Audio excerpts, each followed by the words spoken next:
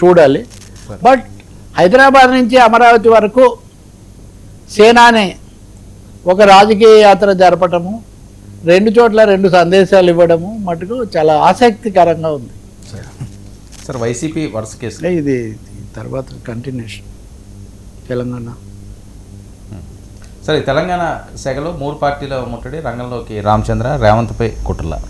తెలంగాణలో ఇదే కంటిన్యూ. వాస్తవంగా పవన్ కళ్యాణ్ వచ్చారా, ఒంటరిగా వచ్చారా, లేకపోతే ఆయన ఎవరితో కలిసి వచ్చారు, దీని మీద నేను ఆయన వెళ్ళిపోయి అమరావతికి వెళ్ళి ఆయన మాట్లాడారు. కానీ ఇక్కడ మటుకు వరుసగా మీరు నిన్న చూస్తే ఎంతమంది మంత్రులు కానీ, బీఆర్ఎస్ నాయకులు కానీ, ఇతరమైనటువంటి బయట వాళ్ళు కానీ చాలా చాలా వ్యాఖ్యలు, ఆయన ఉద్దేశం ఏంటి, ఆయన వ్యూహం ఏంటి, దీని కొనసాగింపు ఏంటి, ఇటువంటివన్నీ కూడా ఒక విధంగా చెప్పాలంటే 3 పార్టీల ముట్టడి.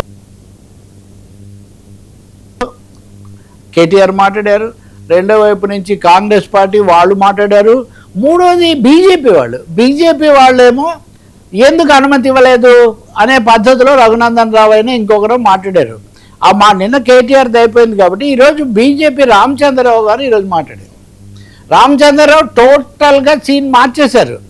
అంటే మన ప్రకాష్ రాజ్ తర్వాత కొనసాగింపు ఉంది. కానీ పవన్ కళ్యాణ్ ఎందుకు వచ్చారో ఏంటో రామచంద్రరావు గారు చెప్పినట్టయింది. ఏమని, పొత్తులు ఎవరితో పెట్టుకుంటామో ఏమో అధిష్టానం నిర్ణయిస్తుంది, పవన్ కళ్యాణ్ ఎందుకు రాకూడదు. ఒక విధంగా పవన్ కళ్యాణ్ను పూర్తిగా సమర్థిస్తూ భవిష్యత్తులో మేము పొత్తు పెట్టుకునే అవకాశం చాలా ఉంది అని రామచంద్రరావు గారు ఈరోజు ఆ మాట చెప్పడం ద్వారా, అంటే తెలంగాణ దృశ్యం 2029లో ఎన్డీఏ ఇక్కడ కలిసి పోటీ చేయొచ్చు కాబట్టి పవన్ కళ్యాణ్ ఊరికినే రాలేదు, ఒక రాజకీయమైన ఆయన. ఎందుకంటే నిన్న 2028 ఎన్నికల్లో మేము తప్పకుండా పోటీ చేస్తామని చెప్పినప్పుడు బీజేపీ ఏమనుకుంటుందో లేదో నాకు తెలియదు, తెలుగుదేశం ఏమనుకుంటుందో లేదో నాకు తెలియదు, కానీ మేమైతే ఉంటామని చెప్పారు. కానీ ఇప్పుడు రామచంద్రరావు గారు కూడా మాకేం తెలియదు అంటారు.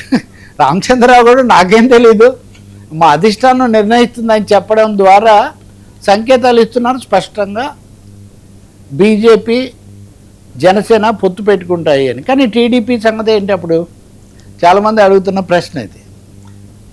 టీడీపీ వాళ్ళు కూడా చాలా విమర్శలు బీఆర్ఎస్ మీద చేస్తున్నారు, కాంగ్రెస్ మీద పెద్దగా చేయట్లేదు, రేవంత్ రెడ్డి మీద అసలు ఏమీ చేయట్లేదు. కానీ ఇక్కడ పవన్ కళ్యాణ్, రామచంద్రరావు కూడా, ముఖ్యంగా పవన్ కళ్యాణ్ కాంగ్రెస్ను ప్రశ్నిస్తాము, 6 గ్యారంటీస్ని ప్రశ్నిస్తాము, కానీ రేవంత్ రెడ్డిని పెద్దగా ప్రశ్నించాము.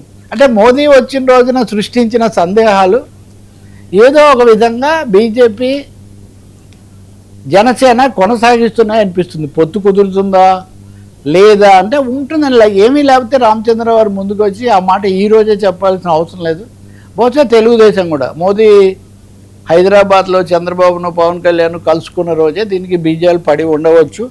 అందువల్ల ఇదంతా కాంగ్రెస్లో ఒక వర్గం, ముఖ్యంగా రేవంత్ వర్గం ఏమంటున్నారంటే, మీరు కావాలని మా రేవంత్ రెడ్డి మీద సందేహాలు సృష్టిస్తున్నారు, ఒక కుట్ర జరుగుతుంది, రేవంత్ రెడ్డి వేరు కాంగ్రెస్ వేరు అన్నట్టుగా రేవంత్ రెడ్డిని మోదీ వేదిక మీదే పిలిచారు, మా వైపు వస్తారు అని. నిన్న ఎవరు అంటే రేపు ఆదివారానికేమో ఆయన ప్రభుత్వానికి ఒక ఇది పూర్తి అవుతుంది, ఆ సమయంలో ప్రత్యేక కథనాలని కూడా మీడియాలో రాబోతున్నారు. ఎవరో మాట్లాడుతూ చెప్తున్నారు రేవంత్ మీద సందేహాలు సృష్టించబడుతున్నాయి, ఇది కూడా కాంగ్రెస్ యొక్క భవిష్యత్ అవకాశాలకు కొంచెం నష్టం అవుతుంది, ఇది ఒక కుట్ర అని కూడా కాంగ్రెస్ వర్గాలు భావిస్తున్నాయి. సో ఈ స్నేహ గీతాల వెనుక వ్యూహ గీతాలు ఏంటి అన్న ప్రశ్నలు అయితే కనిపిస్తున్నాయి.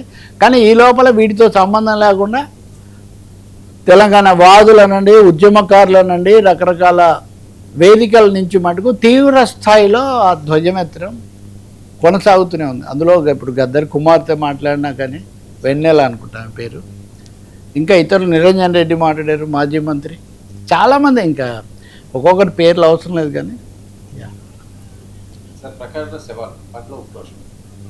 ఇది ఇంకా తీవ్రమైంది. ప్రకాష్ రాజ్ ముందు నుంచి ఆయన రాజకీయాలు, బీజేపీ ఎన్డీఏకు వ్యతిరేకత అవి తెలిసిన విషయాలే. రెండోది ఆయన మోరార్లెస్ కేసీఆర్ను కూడా కలిసారు, మహబూబ్నగర్లో ఎక్కడో ఉంటున్నారు, ఇదంతా. ఆయన నిన్న ఒక ట్వీట్ పెట్టారు, రండి